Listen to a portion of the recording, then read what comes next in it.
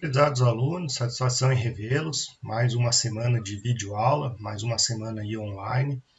Já estamos aí na décima primeira semana. Veja como o tempo voa. Já estamos iniciando aí o último mês de aula. Para vocês que estão começando aí na graduação, a faculdade é dividida em semestres ou períodos. Vocês que estão no primeiro período, a gente encerra em julho. Então, a primeira semana de julho nós teremos as provas aí, que ao que tudo indica, ao que parece, elas serão online. Então, fiquem atentos aí ao calendário da instituição. A primeira semana de julho está pré-programado a questão das provas bimestrais, o segundo bimestre. Né? Então, caminhamos agora para o último mês, nossas últimas 4 aulas. Né? Gostaria que fosse em sala de aula, mas, ao que tudo indica, essas aulas continuarão sendo online. Fiquem atentos, né? Acompanhem aí um esforço adicional. Mais um mês, o primeiro semestre aí para você está encerrado. Essa disciplina de economia e cenários globalizados estará encerrada. Né? Então, um pouquinho mais aí de, de, de esforço, né? Um pouquinho mais aí de paciência e compreensão, a gente já está caminhando, né, para o primeiro semestre concluído. Então, nós damos continuidade e agora a gente entra e a gente evolui daquela política macroeconômica. Se vocês forem perceber e revisarem as últimas aulas, a gente foi falando de cada um dos grandes braços aí da macroeconomia. Política fiscal, política monetária, política cambial. Trouxemos aí um panorama geral na última aula das crises econômicas e tudo mais. Hoje a gente avança e de tudo aquilo que a gente falou nas últimas aulas, a gente vai mostrar os números do Brasil. Né? Então, de certa maneira, para vocês que se perguntaram, pô, professor, mas você fica falando, e o Brasil, como é que está nesse contexto? Bom, hoje é essa aula em que a gente vai mostrar uma série de gráficos aí, informações para vocês verificarem como está a economia brasileira hoje, né, ou nesses últimos anos, como ela evoluiu. Então, esse é o objetivo da aula de hoje, falando sobre economia brasileira. A partir das próximas semanas, nós entraremos aí em outros assuntos, e um deles, algo bastante interessante, é a análise econômica do direito. Vamos fazer aí um panorama geral sobre o que é isso, o quanto que a economia está avançando para dentro aí do mundo do direito, né, dentro dessa lógica aí de evolução, né, dos recursos, enfim, a economia em si. Então, vamos acompanhar ao longo da aula de hoje também uma questão semanal, que vocês já estão acostumados, e também, né, o PowerPoint aí disponível no portal do aluno para vocês poderem acompanhar, caso acharem necessário fazer o download e editar, enfim, o que vocês acharem melhor. Acompanhe aí nos slides para ficar mais fácil. Bom, olhando aqui os slides, e para fazer uma breve introdução, é preciso ficar atento que os dados que a gente vai mostrar aqui são dados divulgados aí por institutos oficiais, por instituições aí próprias para isso. Muito embora a matemática não traz muitas vezes uma realidade, então a gente vai ver em determinadas situações o avanço de uma outra área, e pode ser que um de vocês, ou, né, a maioria de vocês, estejam em situação contrária. Né? Então, esse é o problema da matemática, esse é o problema da média ou da estatística que leva aí à divulgação desses números. Às vezes, a sua realidade é diferente da realidade do resto do país, ou vice-versa. Você pode estar indo muito bem, enquanto que o país vai mal. Né? Então, a gente precisa ter esse contexto, esse cuidado, quando a gente analisa números. Às vezes, uma determinada região, ela, por algum fator, ela está muito diferente do resto da média nacional, né? Só que como o Brasil é muito grande, como o Brasil essencialmente ele está sustentado aí por números do Sudeste, que é a grande maioria da população e da força industrial aí do nosso país, o Sudeste ele tem um impacto muito grande quando a gente fala de Brasil. A média brasileira, de uma certa forma, ela segue uma tendência do Sudeste. Então, a economia brasileira são os dados do Brasil como um todo, mas de uma certa maneira uma região do país, aquela mais industrializada e mais populosa, acaba afetando aí esses dados. Bom, falando de economia brasileira, vamos para o primeiro slide falando aí da questão do desemprego. O desemprego, algo que hoje, né, infelizmente, com essa crise aí do coronavírus, vai evoluir bastante. Os dados de pedidos de desemprego entrados no pedido do seguro-desemprego estão crescendo absurdamente, são milhões de pessoas que estão perdendo os empregos agora, nesses últimos meses, e continuarão perdendo, infelizmente, nos próximos. Com esses dados aí que nós temos, eles, infelizmente, irão piorar, né? Então, se a gente tinha um cenário que vinha melhorando até final do ano, a partir de agora, o ano de 2020, aliás, em qualquer situação, o ano de 2020 ele sempre vai ser uma exceção à curva. O ano de 2020 vai ser aquela curva fora do padrão do gráfico de qualquer indicador aí que a gente for fazer a análise, né? Então a gente precisa verificar como as coisas vinham acontecendo, já sabendo, né, que em todas elas o cenário de hoje, né, agora junho de 2020, ele é muito pessimista, é um dado muito alarmante aí para qualquer economia, inclusive a brasileira, né? Então é o mundo que está sofrendo isso, o Brasil sofre igual, talvez até mais, por ser um país sem muita estrutura e que já tinha historicamente aí um problema de desemprego. Mas vejam que o problema do desemprego, ele que agora está se agravando, não é uma coisa, não é algo de hoje, né? Se a gente for ver os números e esse quadro que esboça bem, vejam que a média de desocupação, ou seja, aquela população economicamente ativa, população que poderia estar trabalhando e aquela que está buscando trabalho, é a taxa de desocupação. Lembra que a gente falou lá de política macroeconômica, a gente lembra, né, tem que relembrar que existe os desalentados, aqueles que desistiram de procurar emprego, existe a população que não é economicamente ativa, isso tudo exclui. Então, a gente está falando aqui, esses números trazem a população economicamente ativa e veja que a taxa de desocupação no Brasil, lá no início dos anos 2000, era bem alta, era alta tal como está hoje, né? E ao longo do governo, aí a gente tem que sempre fazer um link com a política, né? Não que eu seja a favor ou contra, mas ao longo do governo Lula e depois Dilma, a taxa aí de desocupação caiu sensivelmente no Brasil, enquanto que, né, e aí a gente pega como parâmetro São Paulo, em São Paulo diminuiu também, todos os setores, né, mas ainda assim um número bastante elevado. Então a taxa aí de desemprego já teve um patamar bem alto, né, em São Paulo inclusive é quase 20%, deu uma boa amenizada com a crise aí de 2008, 2009, a crise mundial, ela voltou a se acentuar um pouquinho. O governo Bolsonaro ingressou, ele conseguiu reduzir um pouquinho mais, é o que a gente vai ver aqui no próximo slide.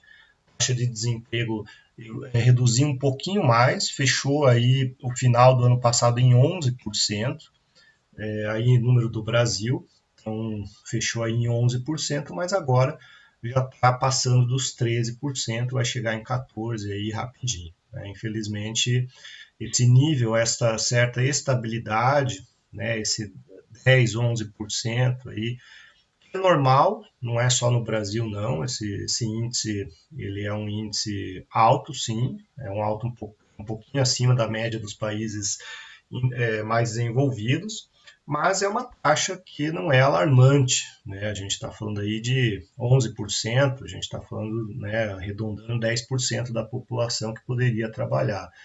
Então, essa situação, ela contrasta, por exemplo, Estados Unidos, a taxa de desemprego, tirando hoje, que está subindo absurdamente, mas Estados Unidos era 5, 6%, Europa também, mais ou menos nesse patamar. Só que lá existia uma peculiaridade, né? Enquanto que aqui a taxa de desemprego atinge todas as profissões e setores, Lá a taxa de desemprego ela atinge determinados segmentos específicos, né? Às vezes muitos não têm qualificação suficiente, lá tem um emprego, então não tem um trabalhador qualificado para ele.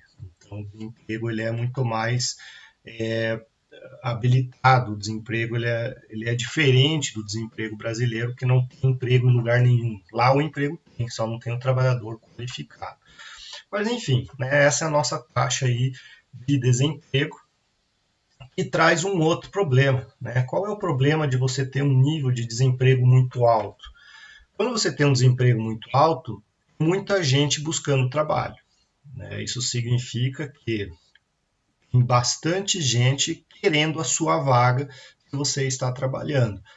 Se tem muita gente querendo sua vaga, isso significa, e é normal acontecer, que às vezes pessoas mais qualificadas que você estão querendo a sua vaga.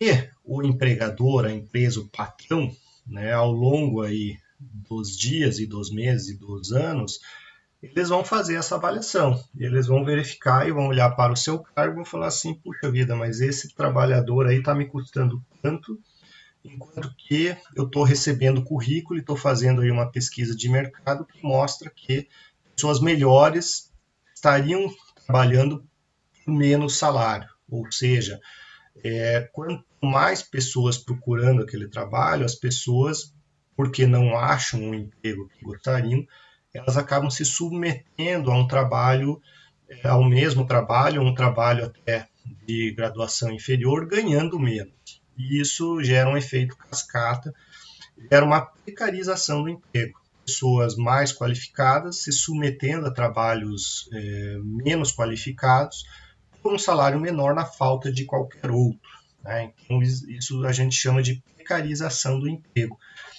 Gera um efeito dominó, gera um efeito cascata, no sentido de que as coisas vão diminuindo. O salário médio da categoria de determinada classe ou profissão, ele vai naturalmente reduzindo, reduzindo, reduzindo, pela falta de emprego naquele setor, pelo montante de pessoas que estão, né, se sujeitando a um trabalho por menos salário. Então, nós temos aí esse problema, né, a vinculação direta do desemprego com a precarização aí do ambiente de trabalho e da profissão como um todo. Então, esse é um número aí para a gente ver e a gente considerar nessa análise.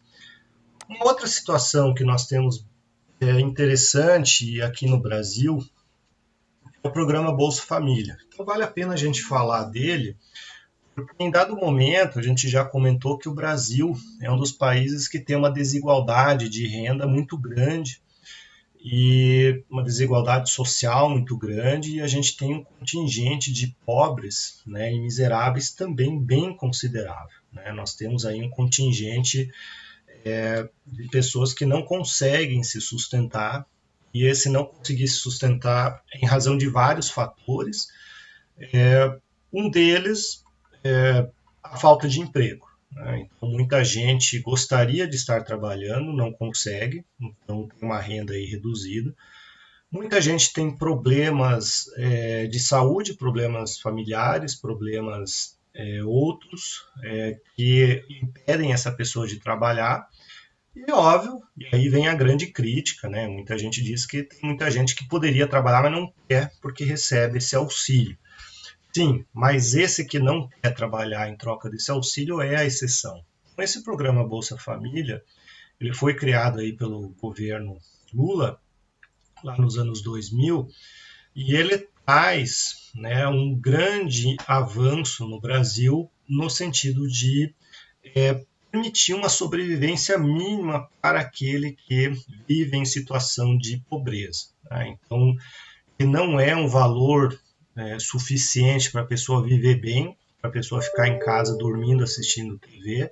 Não é isso. Né? Então, muita gente acha que esse contingente ganha 2 salários mínimos para ficar em casa dormindo. Não, não é isso. A gente já vai ver no próximo slide que é algo bastante simplório que essa gente recebe. Né? Então, não dá para sobreviver, não dá para ter uma vida tranquila na praia com Bolsa Família. O Bolsa Família ele vem auxiliar, dar um pouco essa pessoa sobreviver, né? Essa sobrevivência no sentido de alimentação e de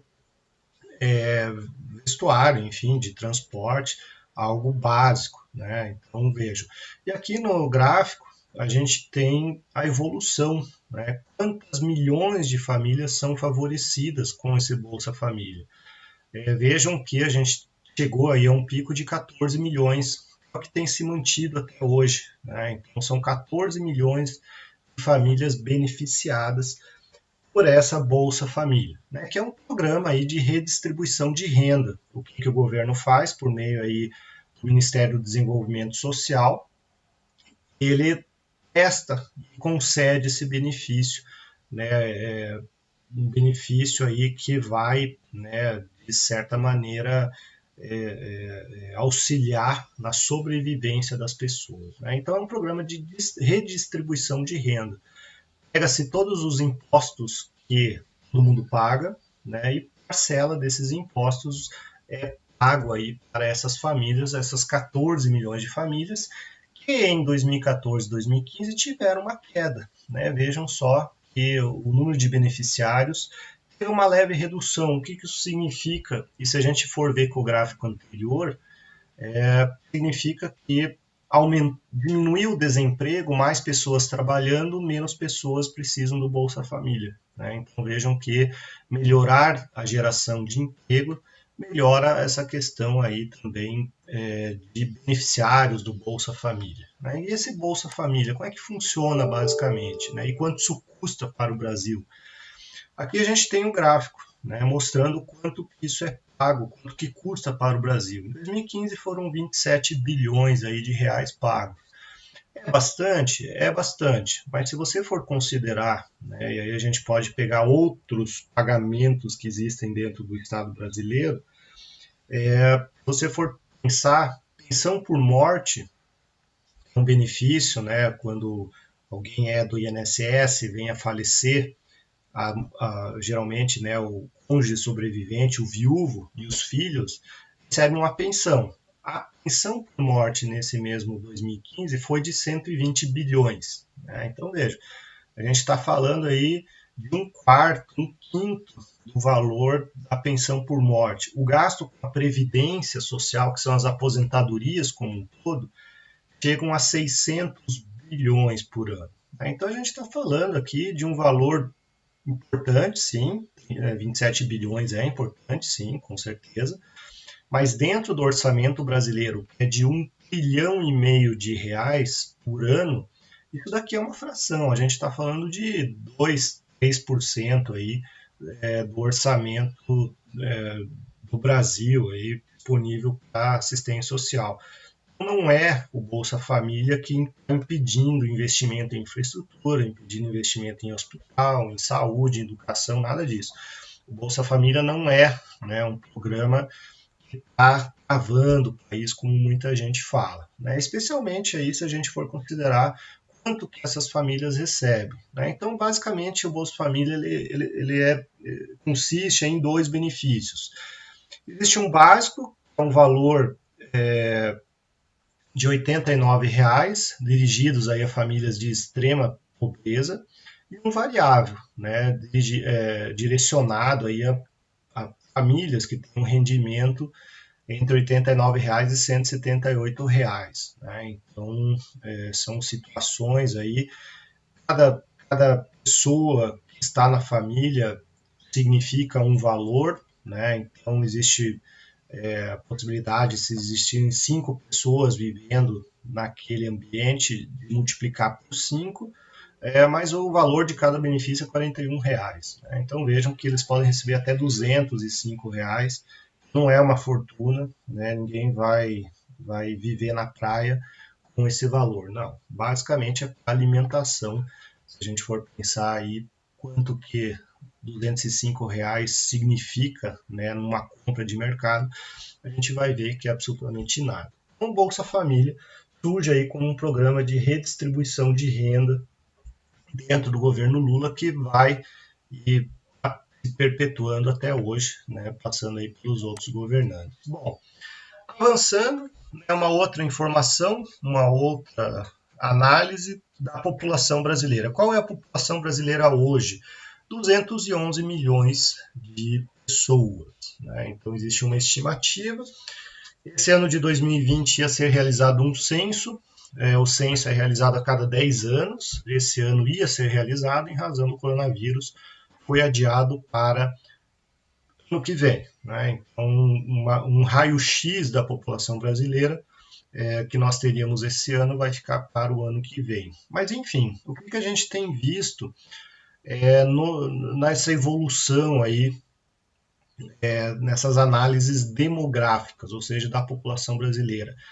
O Brasil tem reduzido aí a sua taxa de natalidade, né? Então, a taxa bruta de natalidade, o que isso significa? Que o número de pessoas que estão tendo filhos e a quantidade desses filhos, ela é muito pequena, né? Ela vem reduzindo.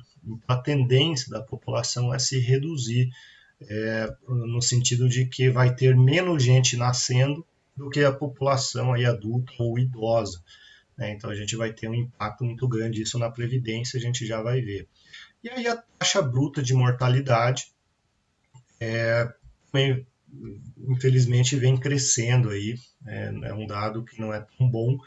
A taxa de mortalidade ela vem crescendo, mas, né, de certa maneira, não é um crescimento tão acentuado, né? Então, por que é importante a gente ver e analisar, em termos de gestão pública, esses dados? Vamos imaginar que você é prefeito de um município. Para que você precisa saber dessas informações? Olha, está nascendo menos criança e a tendência é que venha a nascer menos nos próximos anos, então eu não preciso investir de uma forma muito grande em maternidades, por exemplo. A maternidade que existe já é suficiente e tende a ficar obsoleta nos próximos anos. Então, essas curvas demográficas, elas são uma ferramenta estratégica essencial aí para o político, né? Então, a gente vê muito aí propaganda política, né? O vereador, o prefeito, lá, o candidato, eu vou construir maternidade, eu vou cuidar das crianças, eu vou investir nisso, nisso e naquilo. Muitas vezes não precisa, né? Muitas vezes isso aí é só para ganhar voto, é algo que não tem fundamento estatístico, não tem fundamento econômico, né? Você investir, por exemplo, em construção de maternidades e tudo mais, se a taxa de fecundidade, né, vai cair significativamente nos próximos meses ou anos, né? Então, isso aí ajuda muito o gestor público a avançar aí, na sua condução, né, no investimento do dinheiro público. Bom, ainda falando da população, aqui é uma comparação do Brasil com o Paraná, né? Veja que temos o lado esquerdo dessa pirâmide, não é mais tão pirâmide, né? É uma barriga.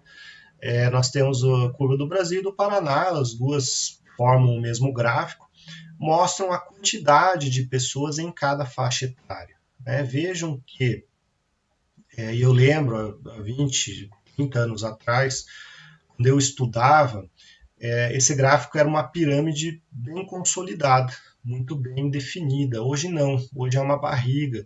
E essa barriga, a parte de baixo, tende a se estreitar ainda mais. Ou seja, a gente está vivendo um momento de pico de população adulta, né? Então hoje, né, e aí os próximos 50 anos, nós teremos uma população adulta que chegou no seu extremo. A tendência daqui para frente é que não tenhamos mais tantos adultos, porque nascendo menos crianças. Então, naturalmente, a barriga aí, ela vai chegar lá na parte idosa e depois ela vai começar a reduzir. Então vejam que o excedente de população, a população aí, ela tende a cair, né? Tende a reduzir. Ou seja, se você é um gestor público e olha esse número, o que você vai pensar? Olha, daqui a 15 anos, eu preciso ter uma estrutura muito maior de assistência a idoso do que assistência a criança. E por essa curva aqui, daqui a 15 anos, eu vou ter muito mais idoso do que eu tenho hoje. Já em termos de assistência à maternidade, ao recém-nascido, a curva tende a reduzir. Então, o bom político, o bom gestor, ele vai olhar isso daqui e vai pensar, opa, é nesse segmento que eu preciso investir agora. Né? Eu preciso investir aí na assistência, né, e na condução do idoso ou das idades mais avançadas. Então, é, é uma mudança do padrão aí que reflete e traz, né, a forma de condução do setor público dentro dessa análise demográfica, né, uma breve verificação aí demográfica da população brasileira. Bom, pessoal, vamos aproveitar esse momento da aula, que a gente falou aí sobre essa evolução da curva demográfica brasileira, para a gente fazer a nossa pergunta semanal. Lembrando, né, como sempre, a pergunta semanal ela tem que ser enviada até o dia de aula da semana subsequente, ou seja, né, nós estamos divulgando aí esse vídeo na semana do dia 25, de modo que vocês precisam responder essa questão. Como que se responde? Enviando um e-mail para o e-mail que aparece aí na tela. Vocês devem responder essa questão até o dia da aula da semana subsequente. O dia da aula da semana subsequente é quarta-feira. Quarta-feira, no nosso caso dessa aula, é dia 3 de junho. Né? Então, 3 de junho é a data aí final que vocês devem postar, mandar esse e-mail com a resposta à seguinte questão. Lembrando que cada questão ela vale 3 presenças e também uma fração de nota aí que a gente vai computar ao final do bimestre. Então fiquem atentos, não deixem de enviar. Bom, a pergunta é a seguinte: a gente acabou de ver nesse gráfico da evolução aí da população, a curva demográfica, que formou-se uma barriga, e a gente está vendo que parte da população, ou existe uma tendência que um volume grande de pessoas tendem a ir para a terceira idade, ou seja, 60 anos ou mais, ou seja, o Estado brasileiro, assim como o resto do mundo, está tendendo a envelhecer. No Brasil, a gente tem, dentro do governo, uma área, né, um segmento, uma estrutura voltada à proteção aí do idoso, basicamente a previdência social. A pessoa se aposenta, conforme a idade, a pessoa se aposenta.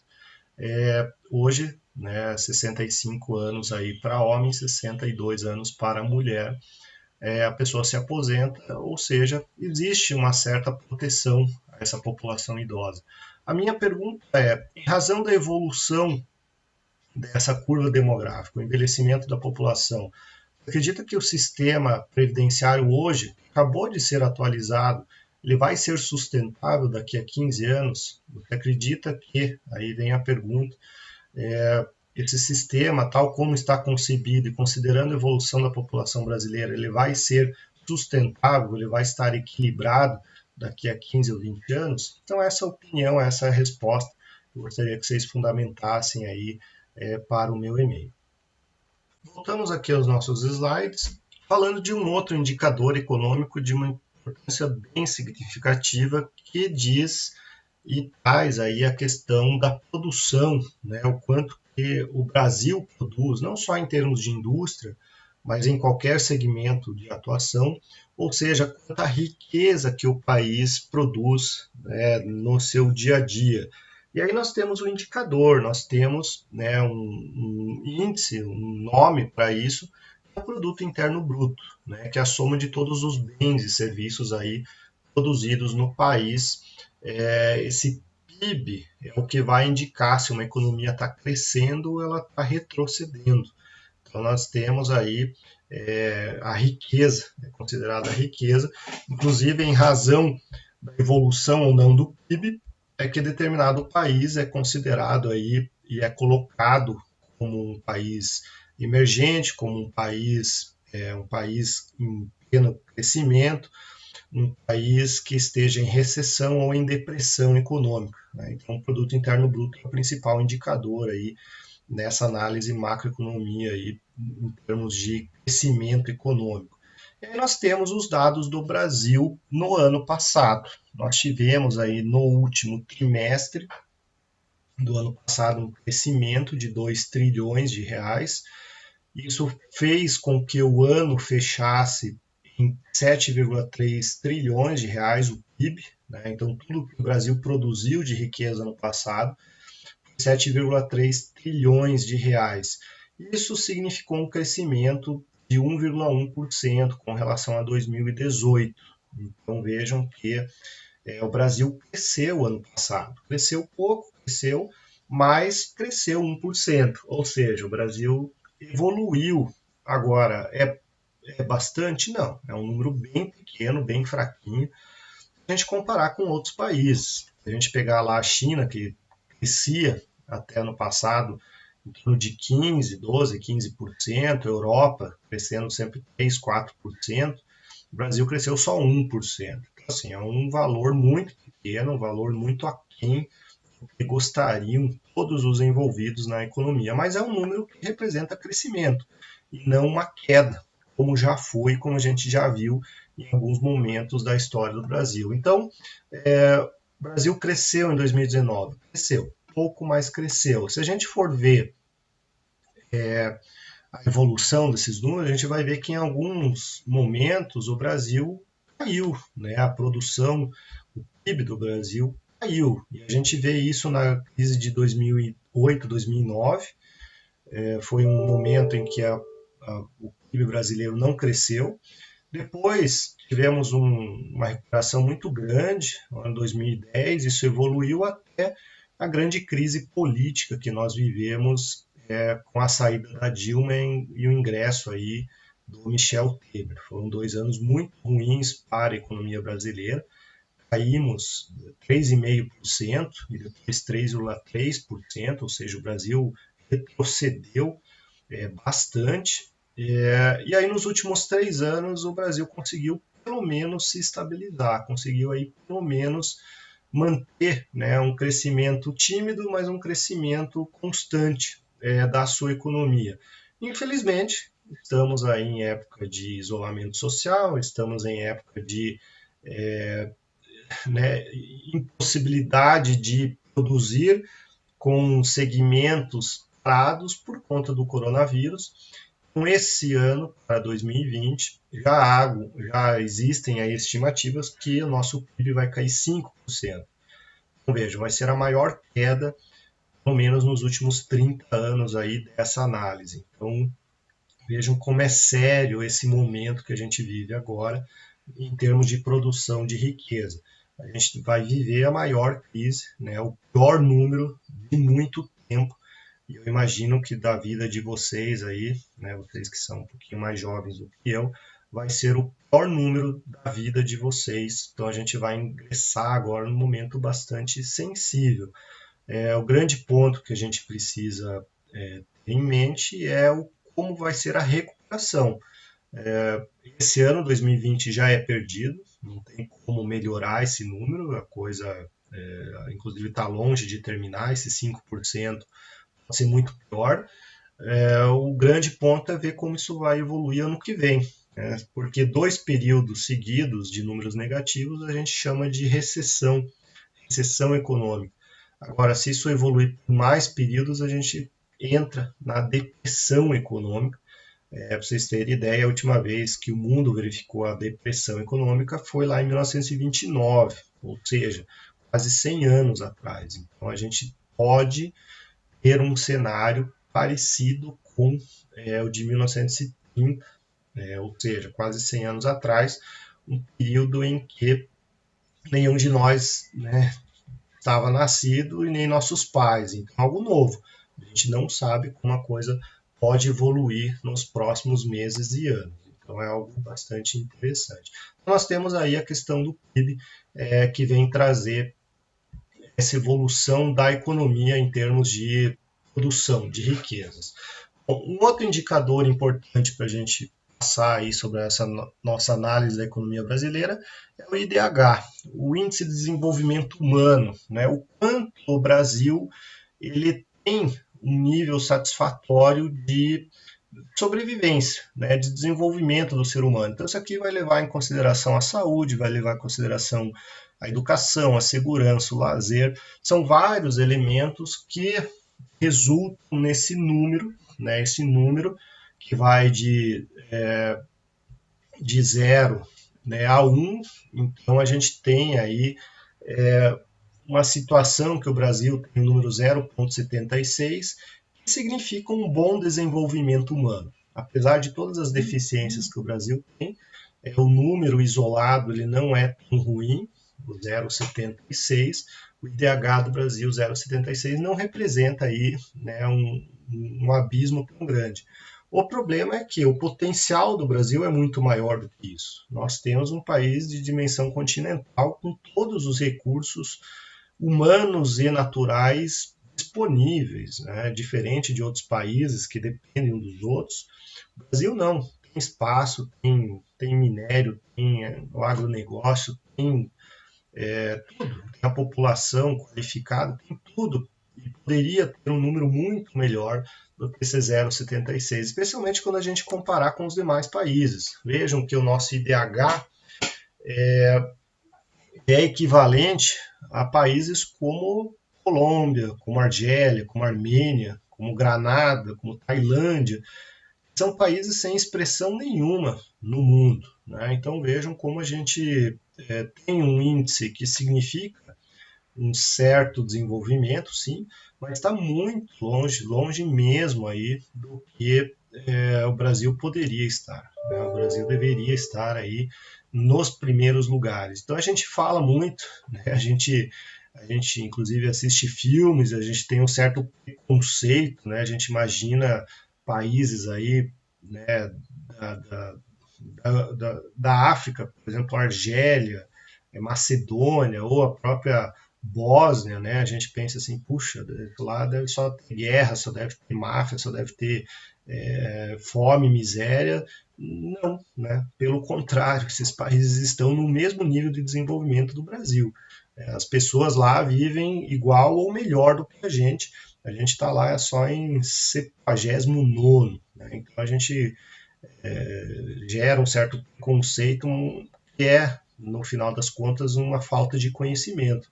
A gente julga muito esses lugares por aquilo que a gente vê na TV, sem conhecer a fundo. E esses países, muitos desses países, estão bem melhores que o Brasil, mas num filme, né, ou em alguma situação, você acaba tendo um preconceito indevido com aquela localidade. Então o Brasil está aí muito longe do lugar que deveria e mereceria. Então, índice de desenvolvimento humano, mais um detalhe.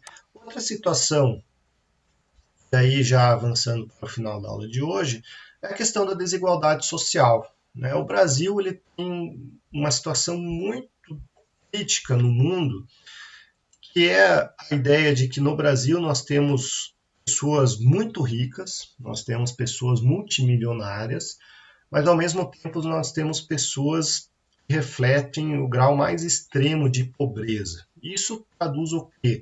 Nós temos pessoas muito pobres e pessoas ricas ao mesmo tempo, nós temos aí a desigualdade na distribuição de renda, a desigualdade social. O Brasil é um dos países que mais desigual aí dentro dessa análise de distribuição de renda. E existe um índice que revela isso. Esse índice recebe o nome de Gini, o índice de Gini, é um indicador aí utilizado pela ONU, que vai trazer, né, o quanto o Brasil é desigual por meio de um número. E aí esse número permite uma comparação com outros países.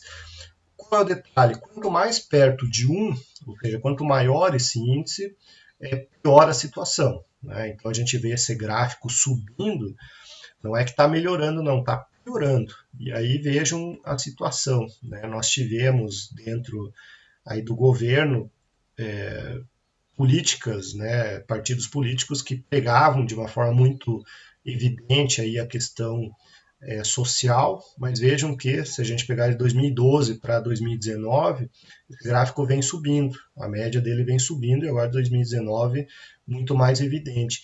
Ou seja, a política de redução de desigualdade social falhou no Brasil. A desigualdade social no Brasil está avançando. Ela hoje é muito ruim e ela vem crescendo. O Brasil ainda está piorando ano a ano nesse índice de desigualdade.